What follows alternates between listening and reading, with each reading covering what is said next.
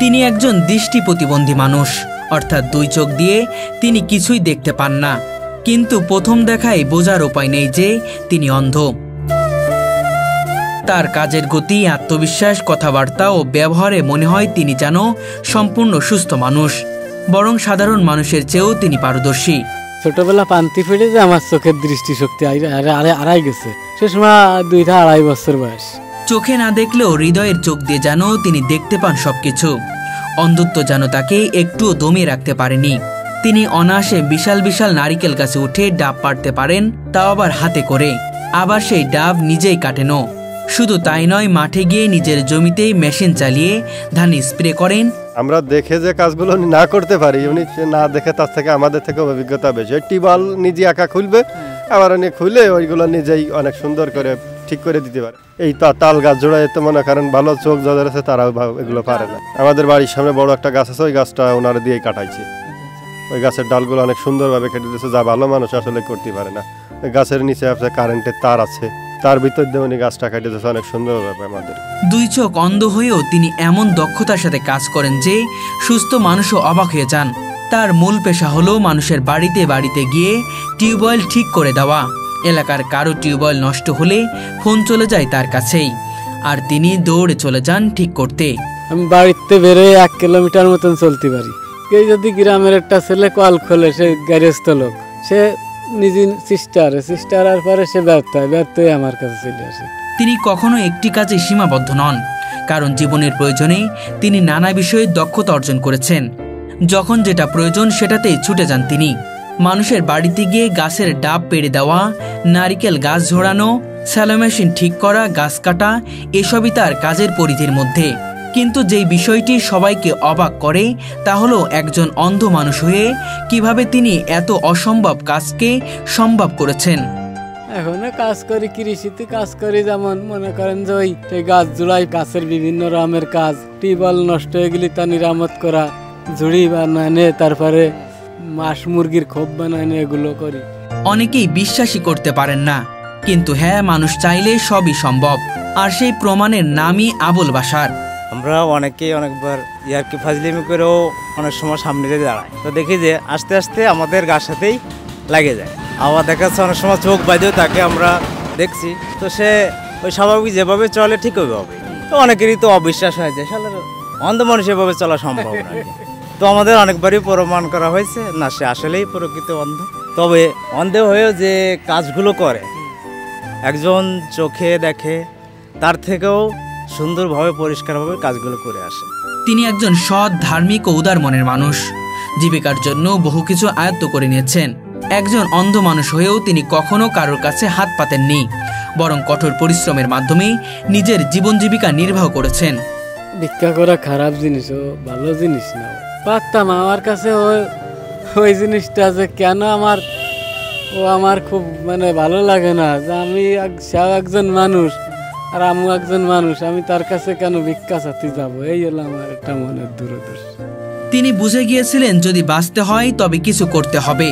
তাই মানুষের সঙ্গে থেকে কাজ শিখে চেষ্টা করে আজ তিনি নানা বিষয়ে পারদর্শী হয়ে উঠেছেন।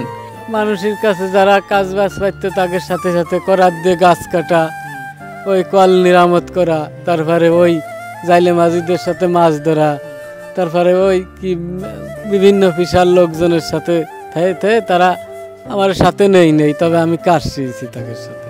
তার এই অন্ধত্বের পেছনে রয়েছে এক হৃদয় বিদারক ঘটনা। মাত্র 3 বছর বয়সে পানিতে পড়ে যান তিনি, আর সেখান থেকেই তার চোখের দৃষ্টি নষ্ট হয়ে যায়।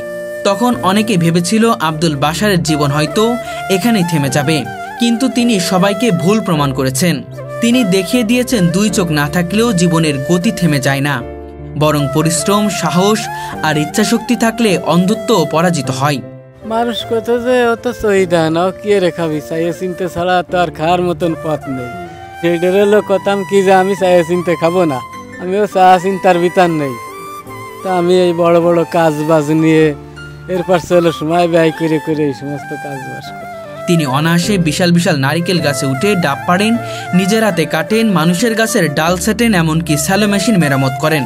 শুধু হাত দিয়েই তিনি বুঝে ফেলেন কি সমস্যা হয়েছে, কোথায় ত্রুটি, আর সাথে সাথে সমাধান করে দেন।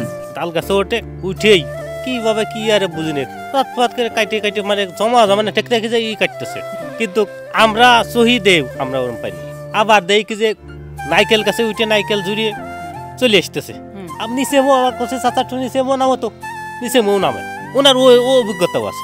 তিনি নিজের ঘরে গরুর জন্য বিচুলি কাটেন, কাঠ দিয়ে হাঁস মুরগির ঘর বানান, জাল দিয়ে মাছ ধরেন, সবকিছুই করেন অনায়াসে। চোখে না দেখেও যেন তিনি নিজের চারপাশের পৃথিবীটা অনুভব করেন মন দিয়ে, হৃদয় দিয়ে। এসব শোনার পর হয়তো অনেকের কাছে রূপকথার গল্প মনে হতে পারে, কিন্তু বাস্তবে চোখে না দেখলে বিশ্বাস করা কঠিন। তিনি কোনো সাহায্য ছাড়াই রাস্তায় হেঁটে যেতে পারেন, মানুষের কণ্ঠস্বর শুনেই চিনে ফেলতে পারেন কে যাচ্ছে। চোখ বেঁধে দেবেন আর আটা মেরে দেবেন, যে কোনো কাজ দেখ মোটামুটি যত গাছই হোক বড় গাছই হোক উঠে ও তো আর দেখে না। এবার সেইভাবে করে পুকুরে মাছ টাছ মারলে যারা জালিয়েরা আসে ওনারা নিয়ে যায়, নিয়ে গেলে পরে ওই ওদের সাথে মোটামুটি মাছ টাছ মারে, কোনো সমস্যা নেই। আবার ধানের খেতে যাবেন আপনি হালি উঠোতে দেবেন, একা একা হালি উঠোচ্ছে, মানে একজন ভালো মানুষ, একজন ভালো মানুষও এরকমের করা সম্ভব না। ইবাদতে তিনি খুব নিয়মিত, আজান হলেই ওযু করে নামাজ পড়তে যান। আল্লাহর সন্তুষ্টি তার জীবনের একমাত্র লক্ষ্য। আমি 5 ওয়াক্ত নামাজ কালাম, ইনশাল্লাহ আমি সব নামাজের সব মানে নিয়ম এগুলো ভালো মতন শিখে নিছে। আমার এক স্যার ছিল, তা উনি কল যে আবুল বাসার তা মানুষ তো মরে যেতে হবে, কানা হোক আর খুড়াকে বাইসে থাকবি না, তা নামাজ কালাম শিখতে হবে। তা কলাম যে স্যার আপনি তার শিখে দেন। আমার সেই স্যার জি খুব কষ্ট ক্লান্ত করে আমার নামাজ কালাম শিখে দিয়েছে, তা আমি পড়ি। তিনি দিনরাত পরিশ্রম করেন শুধু নিজের ও পরিবারের জন্য নয়, আল্লাহর সন্তুষ্টির জন্য। জীবনের সব কষ্ট সত্ত্বেও নিজের সন্তানদের মানুষ করার চেষ্টা চালিয়ে যাচ্ছেন। যতটুকু সামর্থ্য আছে তাই দিয়ে সন্তানদের লেখাপড়া করিয়েছেন। এখনো পর্যন্ত কঠোর পরিশ্রম করে যাচ্ছেন তিনি। বড় ছেলেটা ম্যাট্রিক পাস করেছিল, ছোটটা মাদ্রাসার লাইনে পড়তেছে, আর মায়ের ম্যাট্রিক পর্যন্ত পড়াইছিলাম, পড়ায় বিয়ে থা দিছি। এলাকার মানুষ তার সততা, পরিশ্রম ও আত্মনির্ভরতার জন্য তাকে নিয়ে গর্ব করে। সবাই বলে আবুল বাশার আমাদের গ্রামের গর্ব। সত্যিই তিনি প্রমাণ করেছেন, 2 চোখ হারানো মানে জীবন হারানো নয়। গাছ কাটা কিংবা তাল গাছ বা কিংবা নাইকেল গাছ বা মাছ টাছ মারে আল্লাহ পাকের ইচ্ছায় কোনো মানুষের কাছে কোনো হাত পাতা কিংবা কেউ কাছে দূরে থেকে ধারটা এরকম কোনো ইনশাল্লাহ কোনো কিছু করে নাই। উনি লোক ভালো, অমিক লোক, কিন্তু ওনার যে আল্লাহ 3-4 সাল মেয়ে দিয়েছে বুঝছেন, আসলে উনি যে কোন কায়দায় খায় আমরাই ভাবতে পারিনি। সব কিছুই পারে, কিন্তু উনারে আমার মতে উনারে আমাকে সহযোগিতা করা উচিত, কিন্তু আমাদের নিজের সংসারে চলেন, আমরা ওনাদের সহযোগিতা কেমলাই কি দেখি পারবো। 2 চোখ অন্ধ হলেও হৃদয় দিয়ে দেখা যায় পৃথিবী, ইচ্ছা শক্তি দিয়ে ছোঁয়া যায় আকাশ। বয়সের ভারে এখন একটু অসুস্থ হয়ে পড়েছেন, কিন্তু কাজ থামাননি। এখনো প্রতিদিন পরিশ্রম করতে হয় তাকে। পরিবারের 4 জন আছে, 2 ছেলে আছে, মেয়েটা বিয়ে দিয়া 2 ছেলে, আর ঘরে 2 জন, ঘরে 4 জন আছে। আল্লাহ রাখছে ভালো, তো ভালো আছি। চোখ যান না থাকে তার তো আর ভালো তার কোনো প্রকাশ নেই। আসলে চোখ যে জিনিস যার নাই সেই বোঝে তার মর্ম। তো কারণ টাকা পয়সার অভাব, অভিযোগ আছে, অর্থ সম্পত্তির অভাব, সেই অবস্থার পর আছি আর কি। আবুল বাশার মাগুরা জেলার মোহাম্মদপুর উপজেলার বালিদিয়া গ্রামের বাসিন্দা।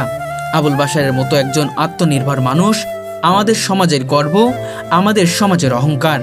এমন মানুষের প্রতি আমাদের ভালোবাসা ও সহানুভূতি দেখানো উচিত।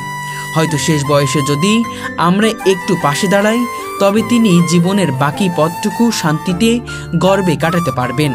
আবুল বাশার শুধু একজন দৃষ্টি প্রতিবন্ধী মানুষ নন, তিনি এক চলমান শিক্ষা, যিনি প্রমাণ করেছেন মানুষ চাইলে অসম্ভব ও সম্ভব। গ্রামের মানুষ আমার খারাপ দেয় না, ভালোই দেখে।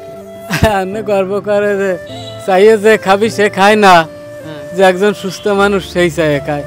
নগের একটু কাটা সে বিক্কে রেখে বেড়াচ্ছে, পা একটু ডিফেক্ট সে বিক্কে রেখে বেড়াচ্ছে, 2 চোখ নাই সে বিক্কে আর না। সব মিলে পরিশ্রম হয়। আর গাছের কাজ তো খুব কঠিন কাজ, ও দীর্ঘদিন করা যায় না।